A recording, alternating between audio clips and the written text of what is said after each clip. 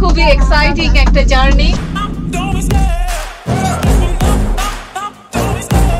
Love the chase and the hunt, and I set the pace when I'm running. I always take what I want and I always give it 100. Don't need a bank, no I'm funded. Play the game like it's nothing. I'm always thankful for. Darjeeling এর তৃতীয় দিনের site সিনে বেরিয়ে পড়লাম। এখন আছে দার্জিলিং ম্যালে। গাড়ি রিজার্ভ করা আছে গতকাল রাতেই, কিন্তু গাড়ি তো ম্যালে আসতে পারে না, তাই আমরা ম্যাল থেকে হেঁটে যাচ্ছি ভানু ভবনে। ভানু ভবনের সামনেই গাড়ি রাখা আছে, সেখানে গিয়ে গাড়িতে উঠবো। তারপর একে একে দার্জিলিংয়ের আরও যেসব সিগনেচার পয়েন্টগুলো আছে, যেগুলো না দেখলেই নয়, সেগুলো আমি দেখব এবং আপনাদের সাথে তা শেয়ার করব। ম্যালের পাশের রাস্তা দিয়ে হেঁটে যেতে হবে, এই পুরোটাই ওয়াকিং স্ট্রিট। হেঁটে আমরা ভানু ভবনে যাব, সেখান থেকে আমরা যে করবো। আর এদিক দিয়ে একটু সামনে গেলেই হচ্ছে আই লাভ দার্জিলিং লেখা জায়গাটা, এখানে সবাই ফটো সেশন করে। এখন সেদিক দিয়েই যাব।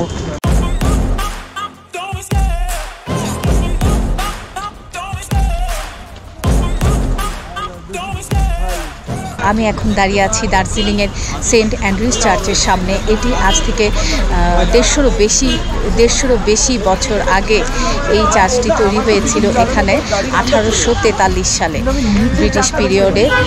খুব নামকরা এই চার্চটি। যারা আসেন দার্জিলিং ভ্রমণে প্রায় সবাই এই চার্চ দেখতে আসেন।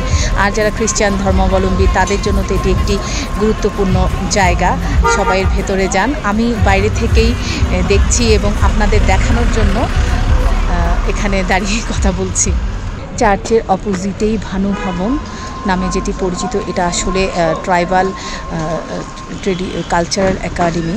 এই সব কিছুই দার্জিলিং ম্যাল থেকে, ম্যালের ঠিক আশেপাশেই। কথা বলতে বলতেই আমাদের রিজার্ভ করা গাড়ি চলে আসলো। আমরা গাড়িতে উঠে বসলাম। সারাদিনের জন্য আমাদের গাড়িটির ভাড়া পড়েছিল 2500 রুপি।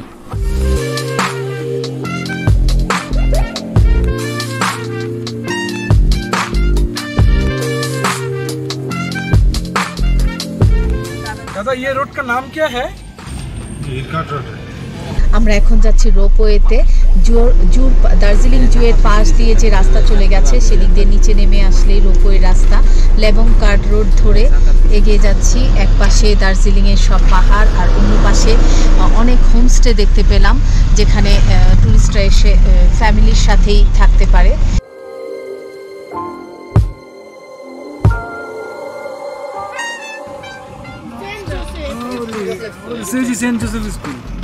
রোপওয়েতে যাওয়ার পথেই দেখতে পেলাম দার্জিলিংয়ের বিখ্যাত সেন্ট জোসেফ স্কুল, যা এখানে নর্থ পয়েন্ট বা এনপি নামে বেশি জনপ্রিয়।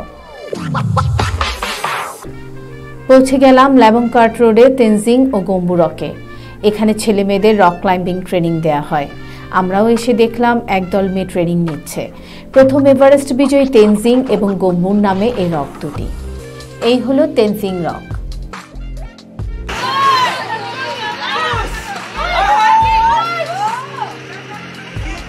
আর ঠিক এর অপোজিটেই রয়েছে গম্বু রক।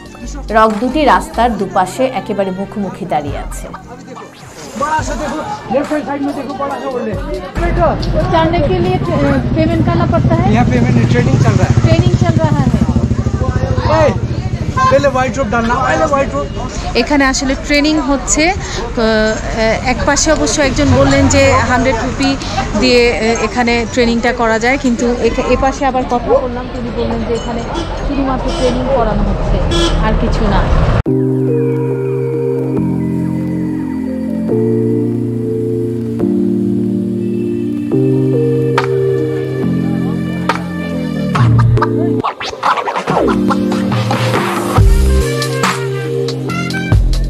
দার্জিলিংয়ে এসে ক্যাবল কারে চড়াটা সত্যিই এক্সাইটিং, তাই আমরাও এসে পড়েছি ক্যাবল কারে চড়ার জন্যে। এখন সকাল 10টা বাজে। আমার পেছনে দেখতে পাচ্ছেন টিকিট কাউন্টার। টিকিট কাউন্টার থেকে একটা লম্বা লাইন চলে গেছে টিকিট কাটার জন্যে। তো আমাদেরও একজন অলরেডি দাঁড়িয়ে গিয়েছে টিকিটের জন্যে। রোপওয়েতে ওঠার টিকিট প্রাইস হচ্ছে অ্যাডাল্ট 260 রুপি এবং চাইল্ড 130 রুপি। টিকিট কাউন্টারের অপোজিটেই রয়েছে নানা রকমের খাবারের দোকান। অনেক সকাল সকাল বেরোনোতে আমরা নাস্তা করতে পারিনি, তো ভাবলাম যে এখানে এসে খেয়ে নিই। আমরা মোমো আর নুডলস অর্ডার করলাম।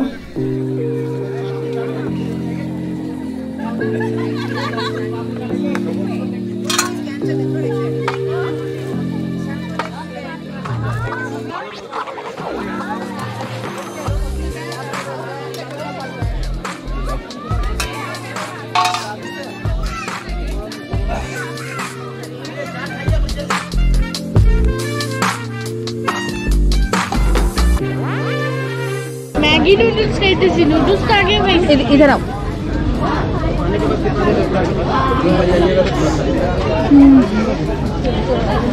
মোমো খাওয়া শেষ করে আমরা আবার একটা ম্যাগির অর্ডার করেছি এখন मैगी नूडल्स खाচ্ছে অর্ক बहुत टेस्टी है ना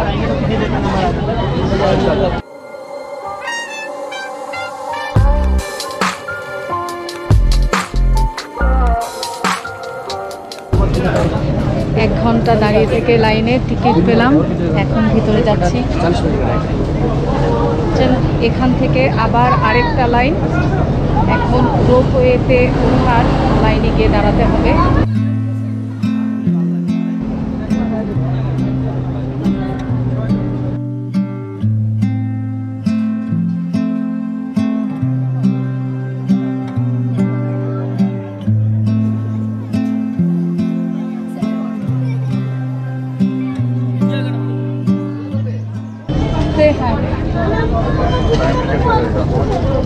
এখনো লাইনে দাঁড়িয়ে আছি বাইরে 1 ঘন্টা লাইনে দাঁড়িয়ে থেকে টিকিট নিয়েছিলাম আর এখন আবার ভেতরে ঢুকে লাইনে আছি তাও প্রায় 40 মিনিট হয়ে গেল আর কেবল কারে আমাদের 40 মিনিটস লাগবে যাওয়া এবং আসা চা নিলাম একটু চা খেতে খেতে আপনাদের বলে দেই এখানে টিকিট কাউন্টারটা ওপেন হয় 10টায় কিন্তু যেহেতু অনেক লম্বা লাইন থাকে তাই অনেকেই চলে আসেন সকাল 9টার দিকে এবং এসে টিকিটের জন্য লাইনে দাঁড়িয়ে যান তারপর বাইরে একটা লাইন এবং টিকিট নিয়ে ভেতরে প্রবেশ করার পরে কেবল কারে ওঠার জন্য আরেকটা লাইন আর কেবল কারে যাওয়া আসা মিলিয়ে লাগে 40 মিনিট সময় এর মাঝে আবার ওই পারে কেবল কারে গিয়ে একটা স্টেশনে থামতে হয় সেখানেও 20 মিনিট সময় লাগে সো আপনারা যারা কেবল কারে চড়তে আসবেন অবশ্যই হাতে 2.5 থেকে 3 ঘন্টা সময় নিয়ে আসতে হবে লাইনে দাঁড়িয়ে থাকতে থাকতে আমরা এখন কেবল কারের সামনে চলে এসেছি আরেকটা কেবল কার ছাড়ার পরেই আমরা যাব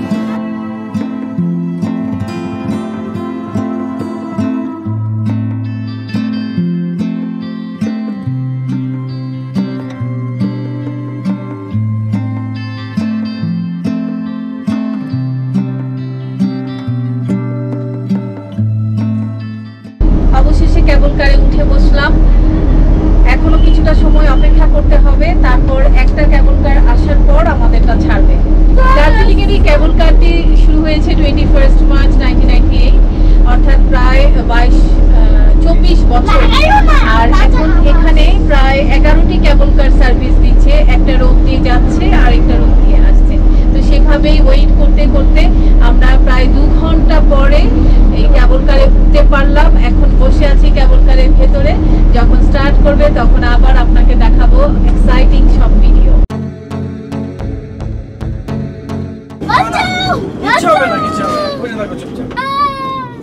খুবই এক্সাইটিং একটা জার্নি আর একটু ভয় করতেছে না তেমন ভয় করছে বাইরে থেকে ঠান্ডা বাতাস আসছে জানালা একটু খোলা অল্প হাফ খোলা ঠান্ডা বাতাস আসছে দুপাশে পাহাড় নিচে দার্জিলিং শহর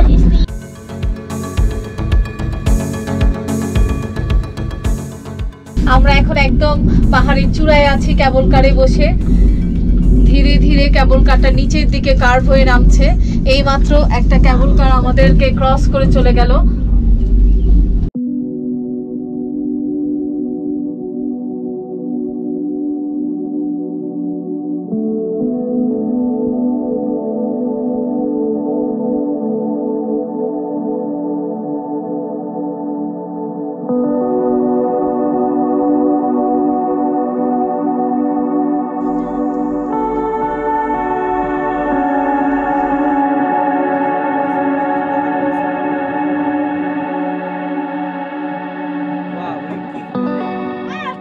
কেবল কারে ট্রাভেল করতে করতে আমরা এখন একদম শেষ প্রান্তে চলে আসছি এখানে এসে নেমে আবার আরেকটা কারে উঠবো ফিরে যাওয়ার জন্য প্রায় 20 মিনিট আমরা উপরে ছিলাম 20 মিনিট চলেও গেছে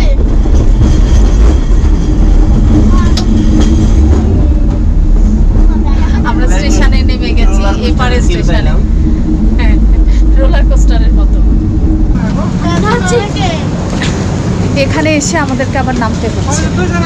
এক্সিট পয়েন্ট দিয়ে নিচে নামতে হচ্ছে, স্টেশন থেকে নিচে নেমে আবার হয়তো আরেক রাস্তা দিয়ে যেতে হবে। ও, এখানে এসে আবার লাইনে দাঁড়াতে হবে, লাইনে দাঁড়িয়ে এখান থেকে আবার আরেকটা ক্যাবল কার যখন আসবে সেটাতে উঠতে হবে। এখানেও আবার বেশ লম্বা লাইন। এখানেও ক্যান্টিন আছে, খাবার শপ আছে, আবার লাইন।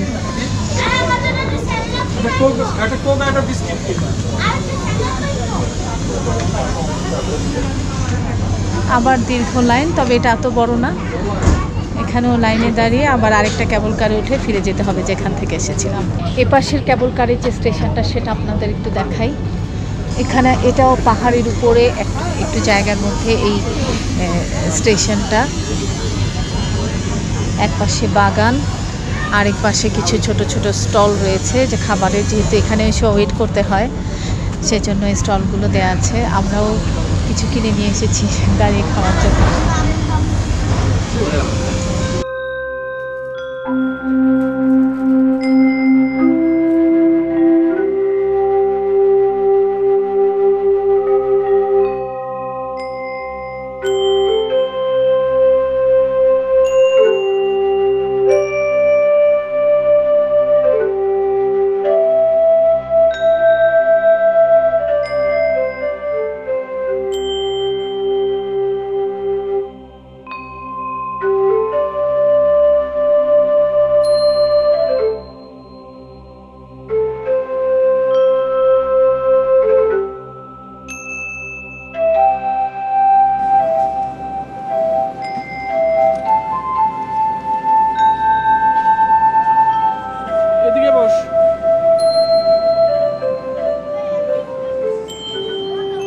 এখন আবার ফিরে যাচ্ছি। এই মাত্র উপরে উঠছি, এখন এই মাত্র উপরে উঠিয়ে দিল আমাদের কেবল কারটাকে। ধীরে ধীরে আমরা উপরে উঠছি, হ্যাঁ ধীরে ধীরে উঠতেছি। এটা ধীরে ধীরে, তাহলে জোরে জোরে কি?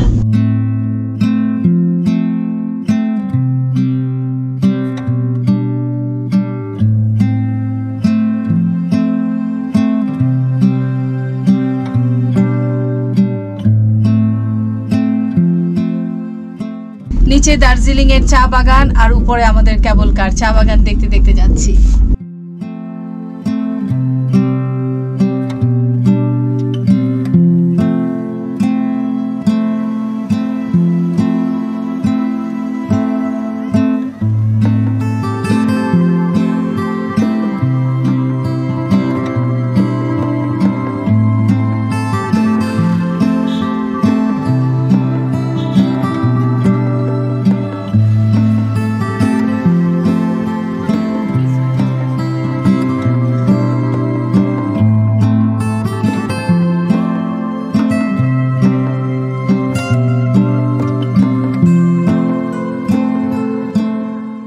রোপওয়ে থেকে আমরা সোজা চলে এসেছি বুদ্ধিস্ট টেম্পল। এটা জাপানিজ বুদ্ধিস্ট টেম্পল।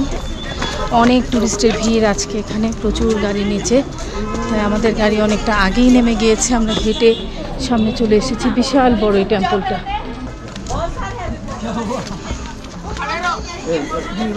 পাহাড়ের একদম চূড়ায়, খুব সুন্দর।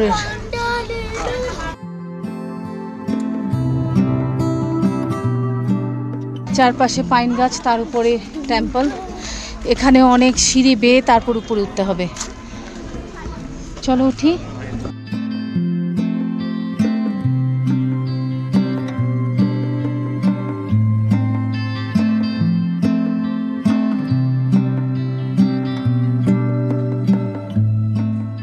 জাপানিজ টেম্পল থেকে বের হয়ে খাওয়ার জন্য নেমেছিলাম, কিন্তু এখানে স্যাটারডে সানডে রেস্টুরেন্ট বন্ধ থাকে, তো দুপুরে লাঞ্চ করা এখানে হলো না। এখন আমরা একটু সামনে যাচ্ছি, দেখি কি পাওয়া যায়।